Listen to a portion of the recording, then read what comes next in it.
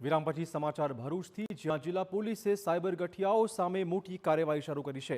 5 અલગ અલગ ગુનામાં સંડોવાયેલા કુલ 13 આરોપીઓને જેલના સળિયા પાછળ ધકેલાયા છે, જેમાં ઓપરેશન મ્યુલ હન્ટ અંતર્ગત 4 ગુના દાખલ કરીને 9 આરોપીની કરી ધરપકડ। આ ઉપરાંત ₹1 કરોડની છેતરપિંડી આચરનાર સુરતના 4 ભેજાબાજની પણ ધરપકડ કરાઈ।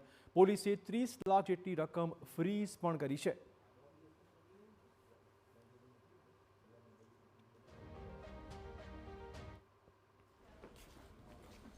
તમામ ટીમ અહીંયાથી રવાના થાય છે। સુરત ખાતે જઈ અને મુખ્ય 4 આરોપીઓને પકડી પાડે છે કે જે લોકોએ આ ઇન્વેસ્ટમેન્ટ ફ્રોડ આખું આચરેલું હતું, જેમાં મુખ્ય આરોપી જે છે દિવ્યેશ ઉર્ફે દીવો, જે સુરતના રહેવાસી છે। બીજા આરોપીનું નામ છે કિશન શરદભાઈ ધડુક, ત્રીજા આરોપી છે પ્રશાંતભાઈ કાનજીભાઈ વકાસિયા, ચોથા છે ઋષભ અશોકલાલ સતાસિયા। આમ આ ચારેય આરોપીઓ જે છે કે જે મુખ્ય કોર્પોરેટ બેંક એકાઉન્ટ ખોલાવે છે અને બેંક એકાઉન્ટની અંદર મોટું ટ્રાન્ઝેક્શન લઈ અને સાયબર ફ્રોડ આચરે છે।